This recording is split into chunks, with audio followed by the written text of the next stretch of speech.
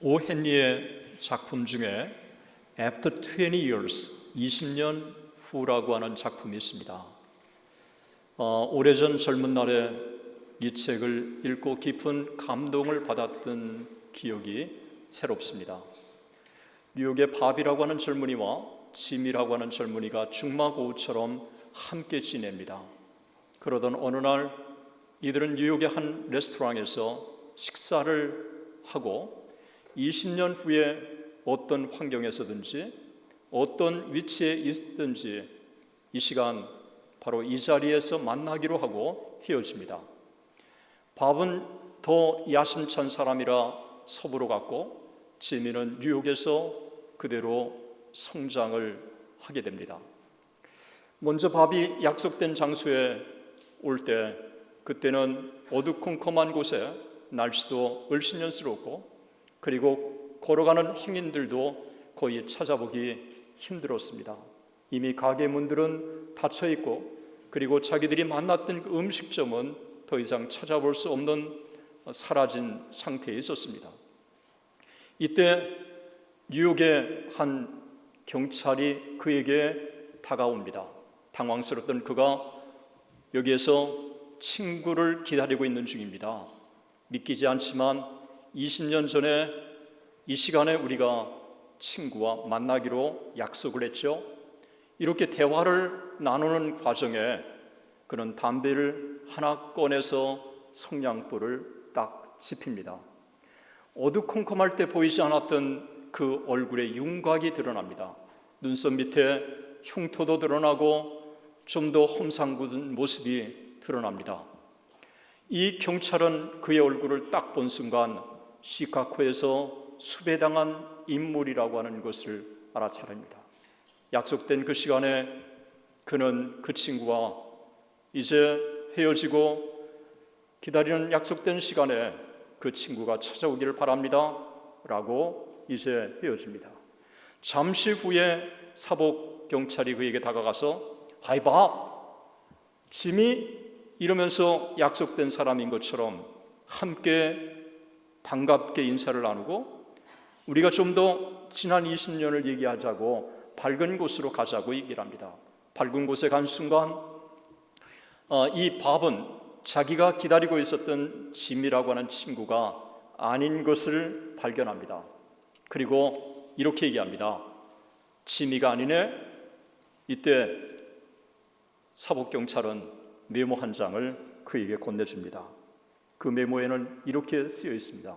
밥, 나는 약속된 그 장소에 정시에 갔었지. 네가 담배를 피우기 위해 성냥을 그을 때 나는 바로 네가 시카고에서 지명 수배된 그 사람의 얼굴인 것을 알았다네. 아무래도 내가 내 손으로 직접 너를 체포할 수가 없었다. 그래서 나는 주위를 돌다 사복경찰에게 그 일을 맡겼지. 짐이로부터 20년 후에 한 사람은 범죄자로 그리고 한 사람은 경찰로 딱 만난 것입니다. 이것은 소설 속에만 있는 게 아니라 지난 목요일 플로리다 NBC에서 방영된 실제입니다. 법정에 딱 판사와 죄수로 딱 만난 두 사람에 대한 이야기였습니다. 중학교 때 중마고우처럼 함께 지냈던 이 두 사람, 그리고 서로의 연락이 닿지 않는 그런 상황에 30년 후에 다시 만난 것입니다. 30년 후에 다시 만났을 때 판사가 먼저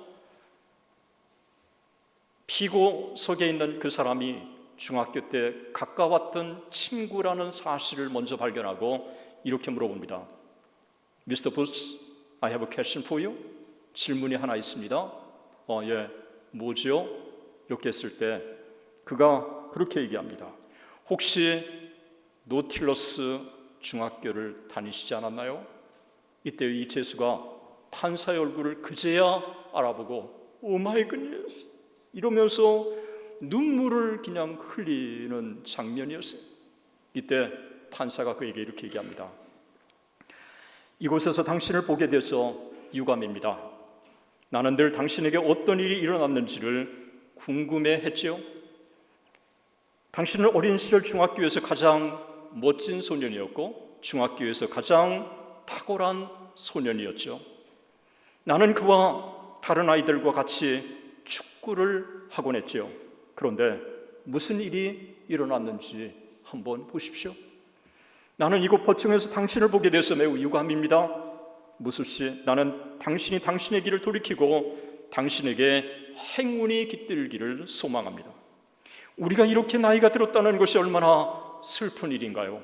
무술씨, 당신에게 행운이 깃들고 이런 상황에서 벗어나서 법을 잘 준수하는 인생을 살기를 바랍니다 라고 하는 내용이었습니다. 30년을 돌이킬 수 있다면 그는 흐느껴 우는 모습이 제게 피부로 와닿았어요. 오 마이 굿니스 이러면서 흐느끼는 모습이었습니다. 성경은 우리에게 시간은 정직하다고 말씀합니다. 3년 동안 목양을 했던 사랑하는 에베소 교회 교인들을 향해서 바울은 로마의 옥중에서 그들에게 마지막 유언과 같은 편지를 보냅니다. 그 편지가 에베소서고 에베소서의 결론이 에베소 5장 14절부터 21절이라고 말씀합니다. 그 포문을 15절에 이렇게 시작을 합니다. 그런즉 어떻게 행할 것을 자세히 주의하여 지혜 없는 자 같이 하지 말고 오직 지혜 있는 자 같이 하여 세월을 아끼라. 때가 악하니라. 지혜로운 사람인지 아닌지를 판별하는 기준은 세월을 아끼는 것이라고 하는 것입니다. 세월을 아껴야 될 이유를 선명하게 설명합니다. 때가 악하기 때문이라고 말씀하고 있습니다. 오늘 이 시대가 얼마나 악한 시대인지 여러분이 잘 아실 것입니다. 타락한 인간 이후에 인류의 역사는 악이 지배하는, 악이 범람하는 수많은 믿음의 사람들을 유혹하는 그런 시대가 연속되어 있습니다. 하나님처럼 된다고 유혹했던 뱀의 유혹이 끊임없이 우리들에게 다가오는 것입니다. 타락한 루시퍼가 내가 지극히 높은 자와 비길이라고 그렇게 교만했던 그가 결국은 타락한 사탄이 됐다고 성경은 우리에게 말씀하고 있습니다. 소돔과 고모라의 사건을 여러분 아시지 않습니까? 남자와 여자가 결혼해야 되는데 남자가 남자로 더불어 음욕이 부릴 듯하는 그런 시대, 로마 말기에 있었던 이와 같은 시대가 바로 오늘의 시대인 것을 성경은 말씀하고 있습니다. 사랑하는 바울은 사랑하는 디모데에게 디모데후서 3장에 이렇게 말씀합니다. 말세에 고통하는 때가 이르리니 사람들은 자기를 사랑하며 돈을 사랑하며 자긍하며 교만하며 감사치 아니하며 참소하며 쾌락 사랑하기를 하나님 사랑하는 것보다 더하며 경건의 모양은 있으나 경건의 능력을 부인하는 자니 너는 이 같은 자에게서 돌아서라. 한마디로 표현한다면 말세에는 자기 중심의 시대가 도래한다는 것입니다. 자기 자신의 쾌락과 자기 자신의 유익을 위해서는 수단과 방법을 가리지 않는 시대가 도래한다는 것입니다. 일찍이 오거스틴은 이 세상에 두 개의 도성이 있다고 말씀했습니다. 하나는 신의 도성 시비타스데이고 또 하나는 인간의 도성입니다. 이 하나님의 도성은 카리타스, 하나님의 사랑이 지배하는 도성이고 인간의 도성은 바로 자기 사랑 큐피디타스가 지배하는 세상이라고 그렇게 말씀을 하고 있습니다. 우리는 끊임없이 이 땅의 삶을 살아가면서 자기 중심의 삶을 살도록 끊임없이 우리를 도전하고 있고, 그리고 자기 중심의 삶을 살아가면서 수단과 방법을 가리지 않고 자기의 유익을 추구하라고 도전하는 그런 시대에 살고 있습니다. 정상적으로 남자와 여자가 결혼하는 게 이게 성경이 말하는 결혼인데, 이제는 청교도의 후예라고 하는 미국의 연방 대법원에서 이제는 동성 결혼을 합법적으로 5대4로 인준한 사건을 우리는 너무도 잘 알고 있습니다. 우리는 영적으로 깨어있지 않는다면 우리는 세상에 물들 수밖에 없는 이 세상에 살고 있는 것입니다. 그런즉 어떻게 행할 것을 자세히 주의하여 지혜 없는 자 같이 하지 말고 오직 지혜 있는 자 같이 하여 세월을 아끼라. 때가 악하니라.